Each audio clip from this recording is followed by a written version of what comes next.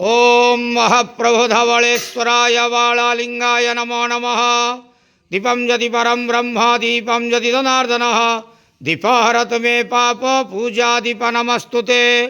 धवलेश्वर वालालिंग महाप्रभु संसार सुखी रखंतु। आज पवित्र मार्गशीर मासर प्रथम सोमवार रे समस्त श्रद्धालु भक्त मानक श्रीपद करंतु मनस्कामना पूर्ण करंतु कर्मक्षेत्रोन्नति करंतु ग्रहरिष्टमान खंडन करंतु जगतर मंगल करंतु विश्वर कल्याण करंतु आपणकर नाम विख्यात करंतु सेवकर डाक श्रवण करंतु।